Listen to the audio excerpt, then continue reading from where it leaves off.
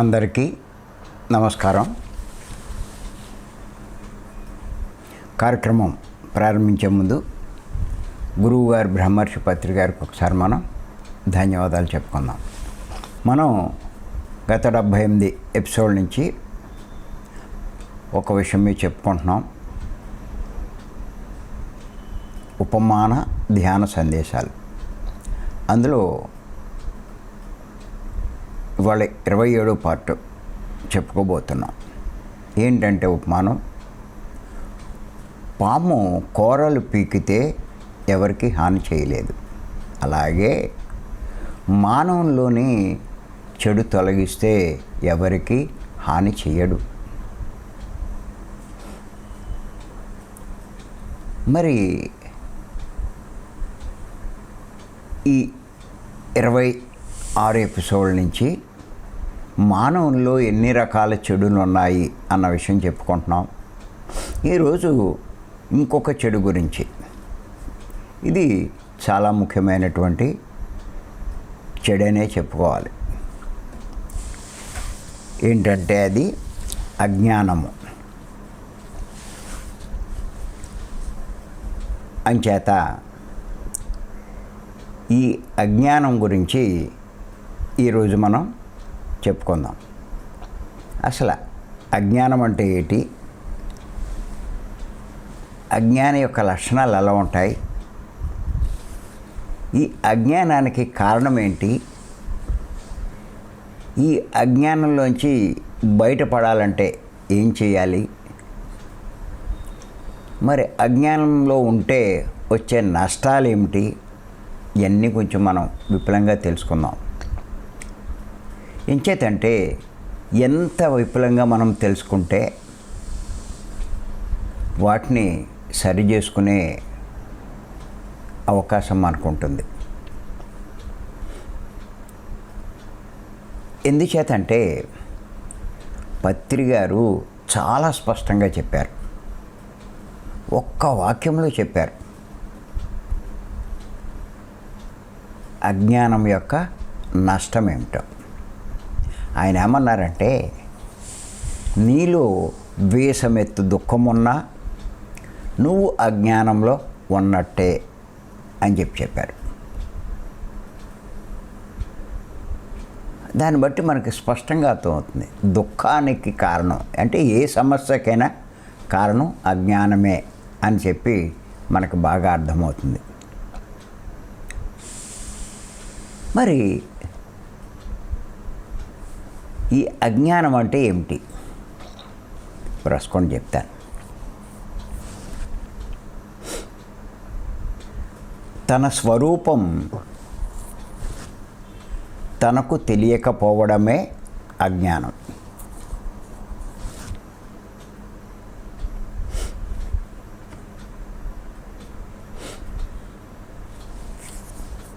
తన స్వరూపం తనకు తెలియకపోవడమే అజ్ఞానం.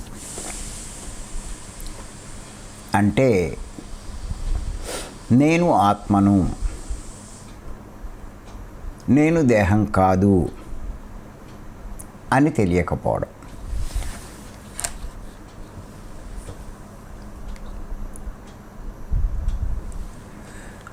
మానవునికి ఈ అజ్ఞానం ఆవరించి ఉన్నంత సేపు, ఉన్నంత కాలం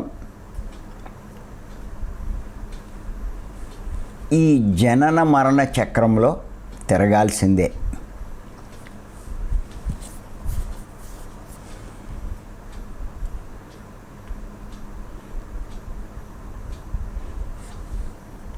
ఈ చక్రంలో తిరుగుతూ ఉంటే దుఃఖం తప్పదు, ఎలాంటి వాడికైనా సరే.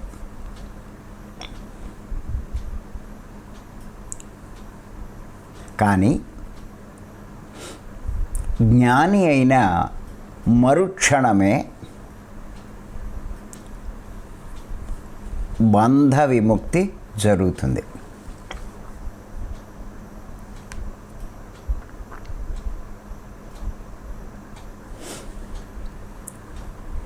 ఎందుచేతంటే ఎంతోమంది మహాత్ముల జీవితాల్లో ఇలాంటి స్థితి మనం చూడొచ్చు. ఇలాంటి స్థితి మనం చూడొచ్చు. చూడండి, క్షణమాత్రంలో తనకు కలిగిన జ్ఞానంతో సిద్ధార్థుడు గౌతమ బుద్ధుడు అయ్యాడు.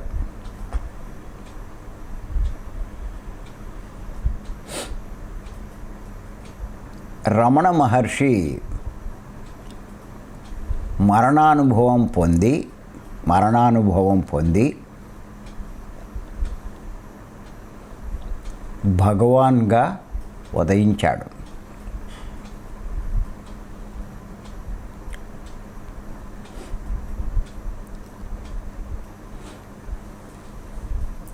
అంచేత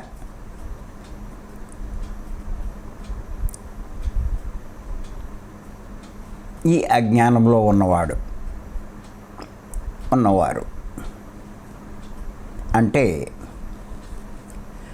తన స్వరూపం తెలియని వారి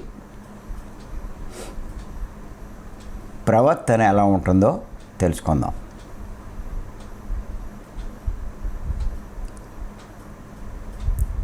ఈ అజ్ఞానంలో ఉన్నవారు తెలిసి కూడా తెలియని వారిలా ప్రవర్తిస్తారు.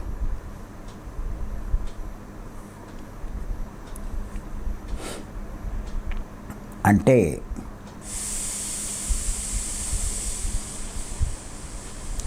తెలిసిన దానిని, తెలుసుకున్న దానిని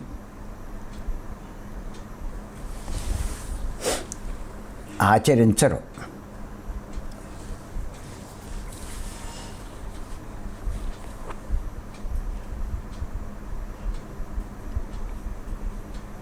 అలాంటి వారంతా అజ్ఞానంలో ఉన్నట్టే.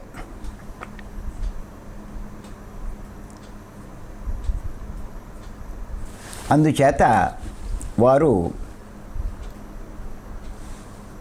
తప్పులు పాపాలు చేస్తారు. జీవితాన్ని దుఃఖమయం చేసుకుంటారు.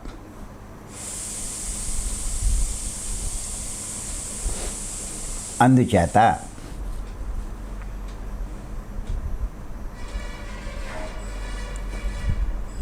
అలా అజ్ఞానంతో జీవించేవారు సుఖశాంతులు పొందలేరు.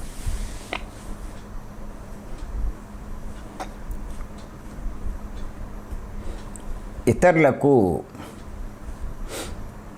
మేలు చెయ్యలేరు సరికదా, కీడు చేస్తారు.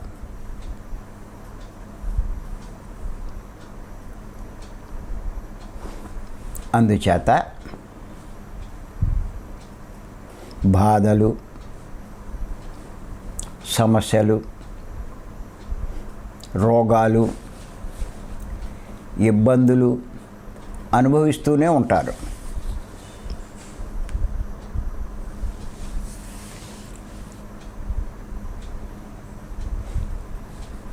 మరి వీటి నుంచి బయటపడాలి అంటే అజ్ఞాన కారణాన్ని తెలుసుకుని దానిని నివారించుకొని జ్ఞానవంతులైతే ఈ సమస్త దుఃఖాల నుంచి శాశ్వతంగా బయటపడతారు.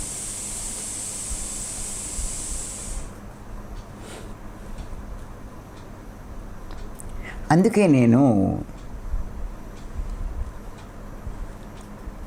ఎవరు కనిపించినా, ఎవరితో మాట్లాడినా ఈ విషయమే చెప్తూ ఉంటాను. జ్ఞానాన్ని సంపాదించుకోండి.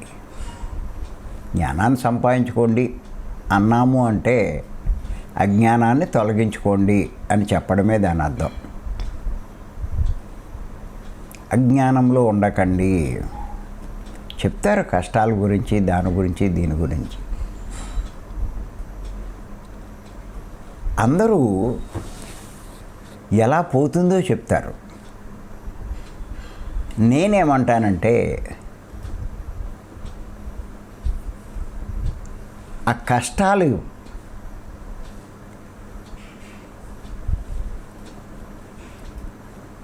రాకుండా చూసుకోమని చెప్తాను నేను.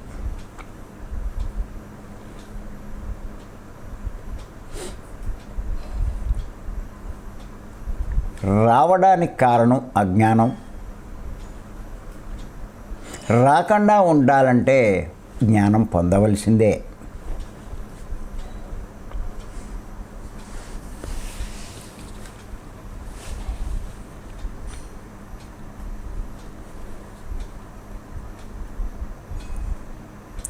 పత్రి గారు కూడా జ్ఞానానికే పెద్దపీట వేశారు.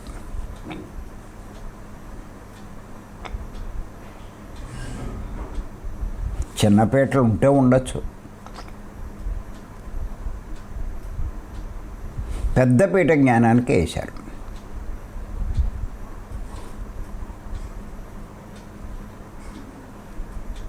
ఆయన లాక్డౌన్ టైంలో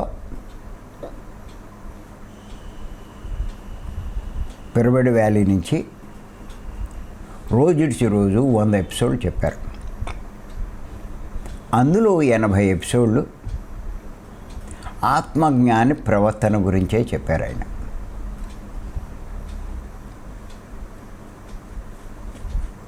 అప్పుడు నాకు బాగా అర్థమైంది,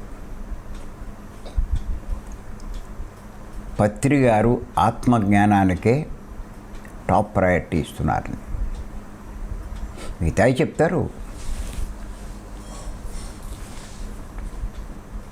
మాంసాహారం మానండి, శాఖాలు కండి, పిరమిడ్లు కట్టండి, ధ్యాన ప్రచారం చేయండి, ఇవన్నీ చెప్తారు. వీటన్నిటి యొక్క మూల ఉద్దేశం జ్ఞానం పొందడానికే.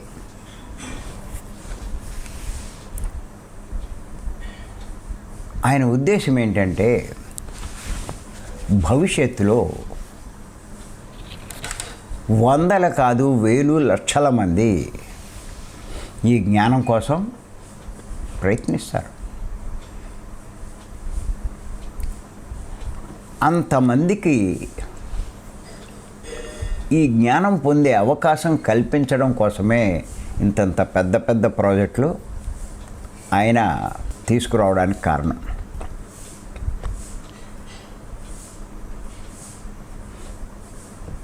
మనం భీమవరంలో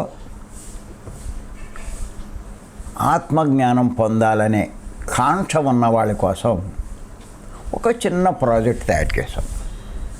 ఏమో అందులో ఒక 400-500 అంతకన్నా అవకాశం ఉండదు. కానీ బెంగళూరులో కానీ, వ్యాలీలో కానీ, కట్టాల్లో కానీ, పేరవరంలో కానీ వేల మందికి అవకాశం ఉంటుంది.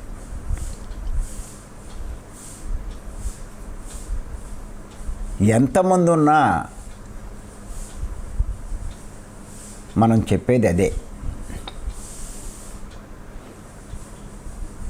అటువంటి అవకాశం కల్పించడానికి ప్రాజెక్టులు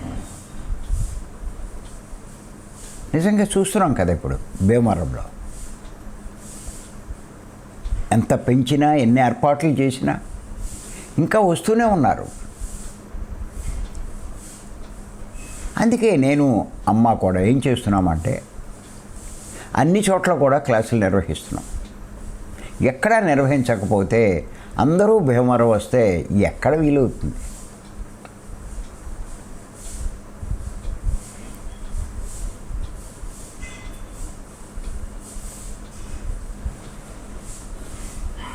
మరి రావాలంటే వాళ్ళకి ఎన్నో సౌకర్యాలు ఉండాలి. 3 రోజులు ఉండాలి అంటే ఏదో ఒక గంట వినేసి వెళ్ళిపోతే జ్ఞానం ఎలా వస్తుందండి? అజ్ఞానం ఎలా పోతుంది?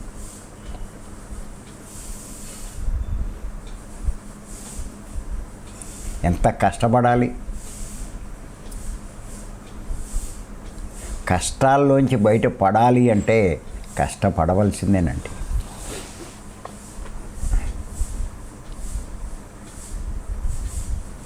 ఎందుకో తెలీదు,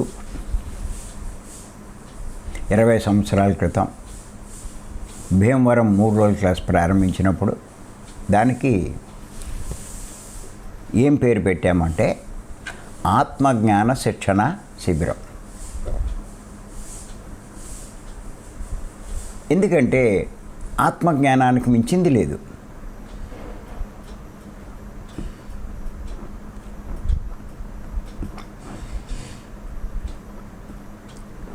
ఆత్మజ్ఞానం పొందిన వారి ప్రవర్తన పూర్తిగా మారిపోతుంది. ఇప్పుడు చూడండి, కర్మ విపాక జ్ఞానం పోలే, కర్మలు పోతాయి. మళ్ళీ కర్మలు చేయకుండా ఉంటాడా? మళ్ళీ కర్మలు పెరుగుతాయిగా.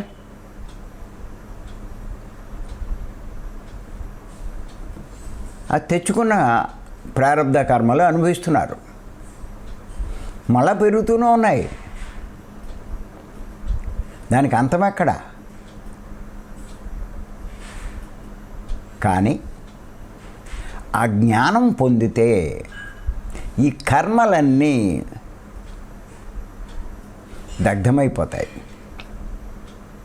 కర్మ లేని స్థితికి చేరుకుంటారు.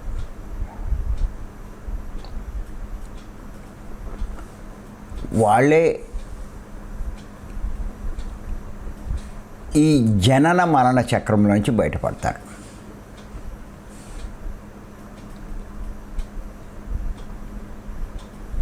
ఈ చావు పుట్టుగల జీవితం నుంచి చావు పుట్టుగలు లేని స్థితికి చేరుకుంటారు.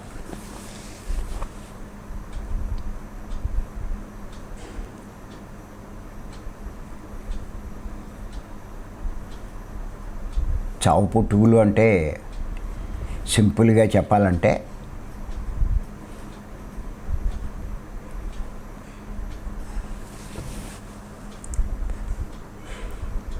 కళ్ళు తెరవడం, కళ్ళు మూయడం. పుట్టుక అంటే కళ్ళు తెరవడం, చావు అంటే కళ్ళు మూయడం.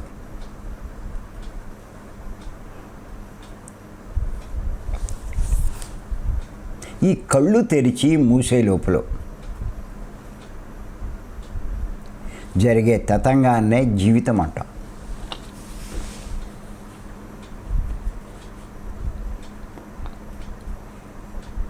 ఎన్ని గందరగోళాలు, ఎన్ని సమస్యలు, ఎన్ని బాధలు.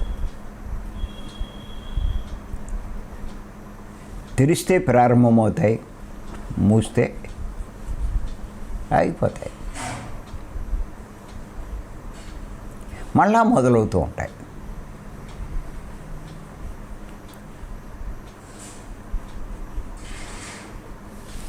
దీని నుంచి బయటపడాలి.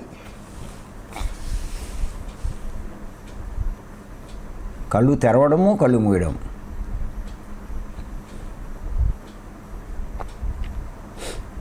ఇది లేని స్థితికి చేరాలి. ఇంకా వాడికి దుఃఖం ఎక్కడ ఉంటుంది?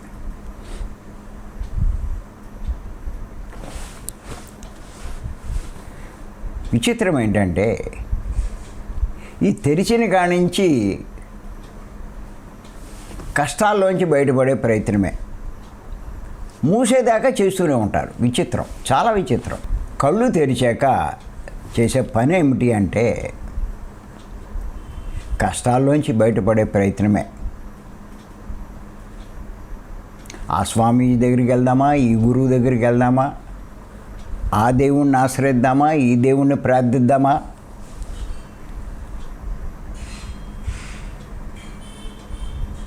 ఎంతసేపు ఈ గొడవే కదా.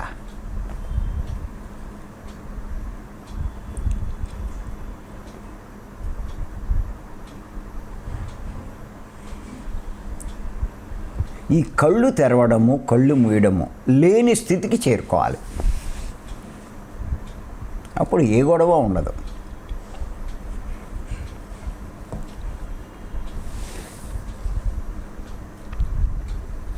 అంచేత ముందు మనం అజ్ఞానంలో ఉన్నామా లేదా, ఎంత అజ్ఞానంలో ఉన్నాం, ఇవి తెలుసుకోవాలి అంటే మన ప్రవర్తన బట్టి తెలుస్తుంది.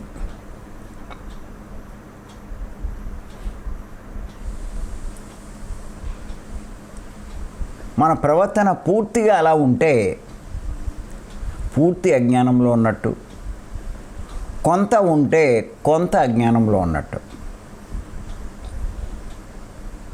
పూర్తి అజ్ఞానంలో ఉన్నవాడు చాలా కష్టపడాలి, కొంత అజ్ఞానంలో ఉన్నవాడు కష్టపడవలసిందే.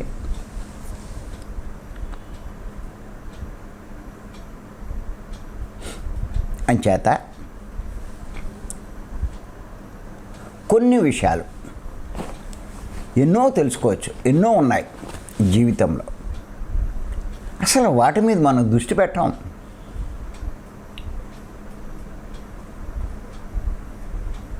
అరే, ఇలా ప్రవర్తించడం అజ్ఞానమా, ఇదే నా కష్టాలకు కారణమా, ఆశ్చర్యపోతారు ఒక్కో విషయం తెలుసుకుంటుంటే. నేను ఎందుకు ఇలా ప్రవర్తిస్తున్నాను, అదే ఆశ్చర్యం కలిగిస్తుంది మీరు తెలుసుకుంటే. అప్పుడు ఇంకా తీవ్రంగా ప్రయత్నిస్తారు.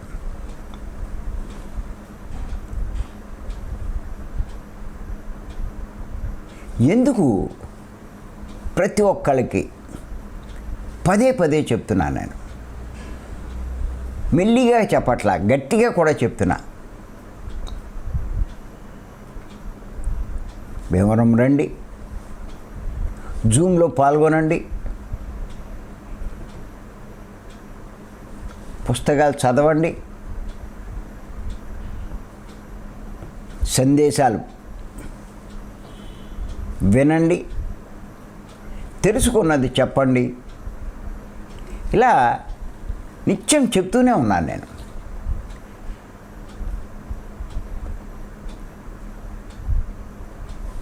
ఈ విషయాలు మనం తెలుసుకున్నప్పుడు, మన ప్రవర్తన గురించి మనం తెలుసుకున్నప్పుడు అప్పుడు మీకు అర్థమవుతుంది ఎందుకు ఇంతలా చెప్తున్నాను.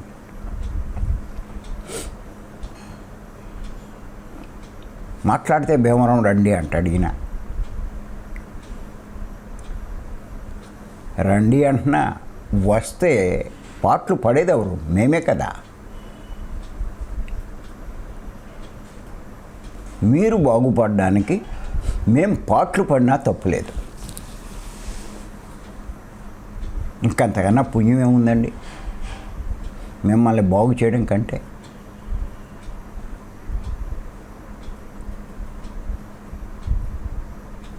మీరు మమ్మల్ని తిట్టుకోవచ్చు,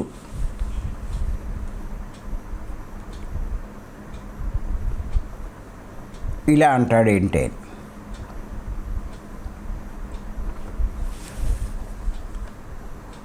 నా ఉద్దేశం గ్రహిస్తే మీరు అలా అనుకోరు.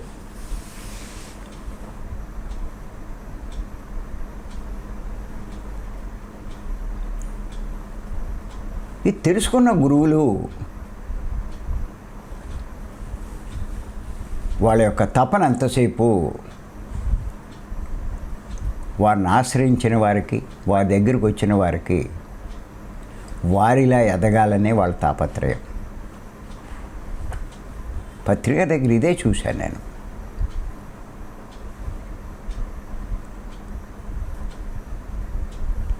నిర్మోహమాటంగా మరి మా పట్ల ప్రవర్తించేవారు, మమ్మల్ని అలా తయారు చేశారు.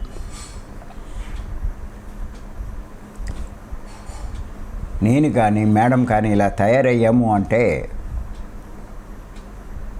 పత్రికారే కారణం. ఆయన పరిచయం లేకపోతే ఎక్కడ ఉండేవాళ్ళమో. ఏం చేస్తూ ఉండేవాళ్ళమో, ఇంకా ఎన్ని జన్మలు తీసుకోవాల్సి వచ్చేదో. అంచేత కొన్ని విషయాలు తెలుసుకుందాం మనం. ఆ విషయాలను బట్టి మనం అజ్ఞానంలో ప్రవర్తిస్తున్నామా లేదా అన్నది మీకు బాగా అర్థమవుతుంది. రాసుకోండి, చెప్తాను. భూమి మీద కంటికి కనిపించేవన్నీ నశించిపోయేవే అని తెలుసు.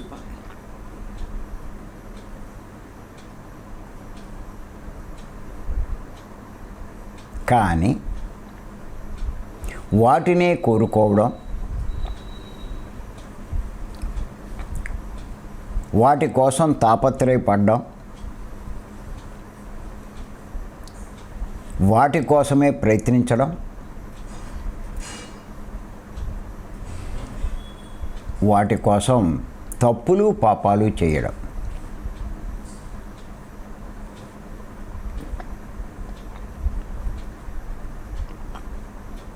ఇది అజ్ఞానం.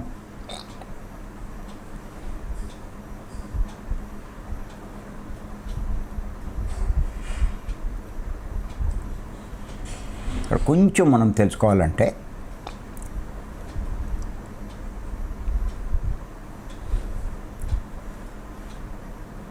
ప్రతి ఒక్కరూ కోరుకుంటూ ఉంటారు ఎన్నో కోరికలు. కోరికల గురించి మనం చాలా ఎపిసోడ్లు చెప్పుకున్నాం, వినండి, మీకు తెలుస్తుంది.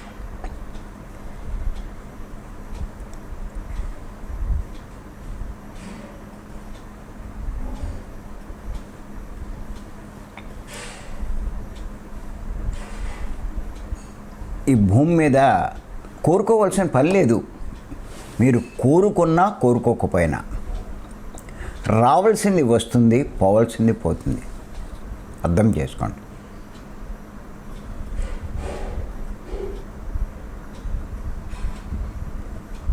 కోరుకోవడం అన్నది మన అజ్ఞానమే.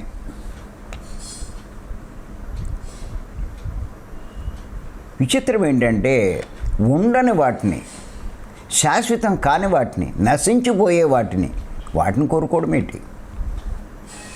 అంతకన్నా తెలివి తక్కువతనం ఇంకేముంది? ఇంకా కొంతమంది చెప్తారు, అడగందే అమ్మైనా పెట్టదు కదా అని.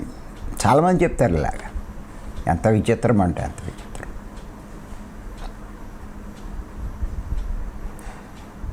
గుర్తుపెట్టుకోండి, అమ్మని అడగాల్సిందే.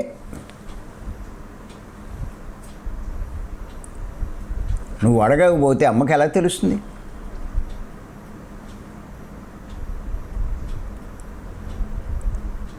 నువ్వు బయటికి వెళ్ళావు, మీ అమ్మ ఇంట్లో వంట చేసింది, నువ్వు వచ్చిన తర్వాత అమ్మ భోజనం వడ్డించింది, ఆవిడ చేసిన రకాలు నీకు నచ్చలా, ఇలాంటివి చేసావేటి అని అడుగుతావు, చిరాగ్గానో కోపంగానో.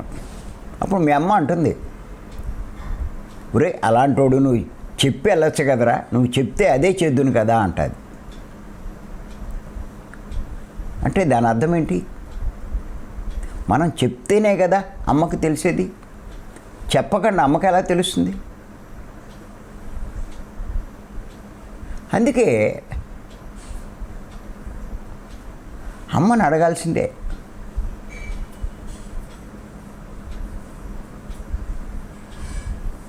కానీ భగవంతుడిని అడగవలసిన పని లేదు. ఆయనకి అన్నీ తెలుసు, సమస్తము తెలుసు.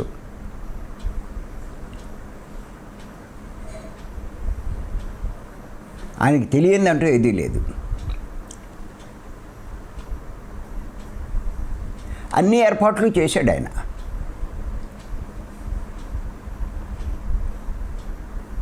మొన్నే తెలుసుకున్నాం కదా మనం.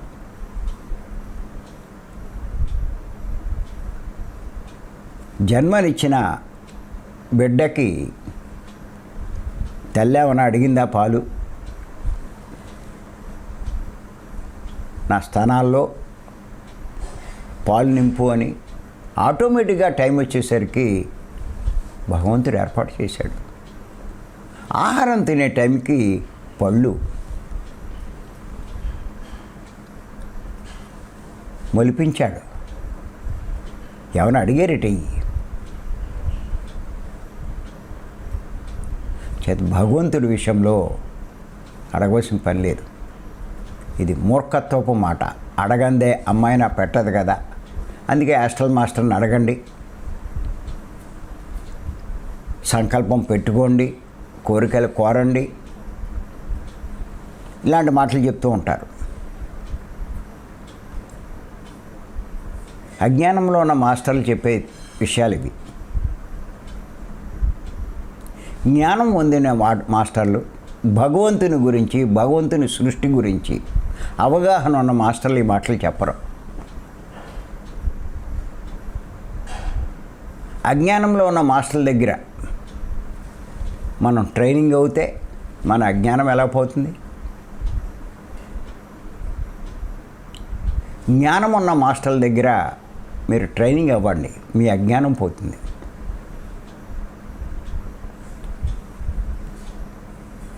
అటువంటి వాళ్ళ దగ్గర ట్రైనింగ్ అవుతే అజ్ఞానంలోనే ఉంటూ ఇంకా తప్పులు చేస్తూ మళ్ళా కష్టాలు తెచ్చుకుంటూ ఇంకా బతుకంతా వాడికి ఊడిపించేయడమే. అంచేత ఈ కంటికి కనిపించేవన్నీ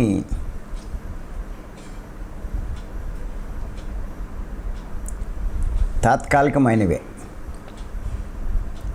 నువ్వు ఏవి కోరుకుంటున్నావో,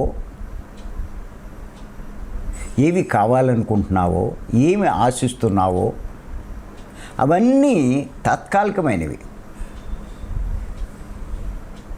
చూడండి, ఈ భూమి మీద వృక్ష జాతి కానీ, జంతు జాతి కానీ, మానవ జాతి కానీ ఎవ్వరు శాశ్వతంగా ఉన్నారు.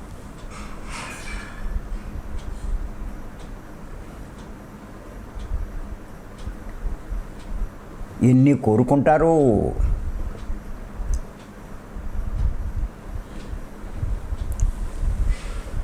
వాటి కోసం ఎంత తాపత్రయపడుతూ ఉంటారో. వాళ్ళకుంది, నాకు లేదు.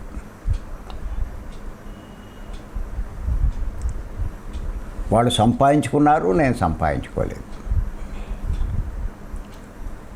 అంచేత వాటి కోసం ప్రయత్నిస్తారు. డబ్బు ఉంది, డబ్బు కోసం ప్రయత్నిస్తారు సంపాదించడానికి. వీడు అనుకున్నట్టు రాకపోతే ఏం చేస్తాడు? తప్పులు, పాపాలు చేస్తాడు, అధర్మంగా వ్యవహరిస్తాడు. వీటి పర్యవసానం చివరికి ఏమవుతుంది అంటే కష్టాల పాలవుతాడు.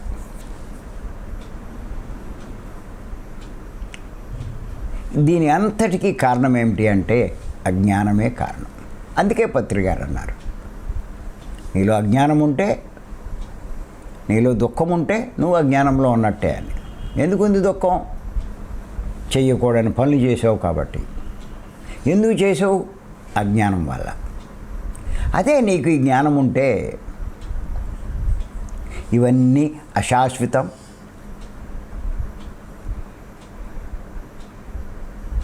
వీటి కోసం మనం తపన పడక్కలా, తాపత్రయపడక్కలా. రావాల్సిందే ఉంటే అదే వస్తుంది.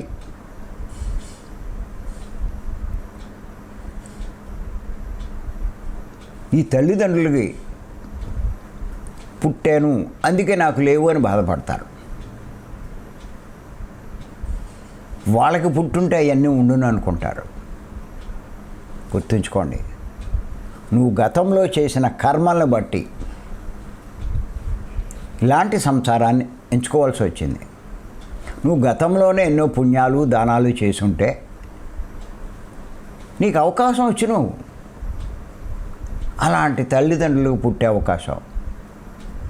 అప్పుడు మానేసావు, ఏమీ చేయలేదు, ఎవరికి ఏమీ ఇవ్వలేదు, ఏ దానాలు చేయలేదు.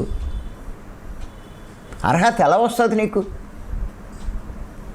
నాకు డబ్బు లేదు, మనీ మెడిటేషన్ చేసి సంకల్ప ధ్యానాలు చేసి ఎక్కడి నుంచి వచ్చేస్తుంది? ఇప్పుడైనా చేసుకో, భవిష్యత్తులో నీ మార్పు వస్తుంది.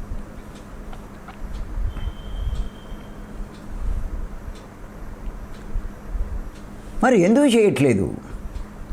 అజ్ఞానం చేత. ముందు అది తొలగించుకో, నీకు ఇవన్నీ అర్థమవుతాయి. అర్థమవుతే ఏం చేయాలో చేస్తావు, ఏం చెయ్యకూడదో అది చెయ్యవు. ఇప్పుడు నీ జీవితం మొత్తం మారిపోతుంది. ఇది చాలా ముఖ్యమండి. అజ్ఞానాన్ని తొలగించుకోవడం చాలా ముఖ్యం. ఎలా తొలుగుతుంది అన్నీ తెలుసుకుందాం మనం. అజ్ఞానంలో ప్రవర్తించడానికి కారణం ఏంటి, దాన్ని ఎలా అధిగమించాలి, దాన్ని ఎలా తొలగించుకోవాలి, ఇవన్నీ తెలుసుకుందాం. ప్రయత్నిస్తే ఏది సాధ్యం కాదండి, అన్నీ సాధ్యమే. అంచేత అజ్ఞానంతో ప్రవర్తించే మరికొన్ని విషయాలు రేపు తెలుసుకుందాం. Thank you.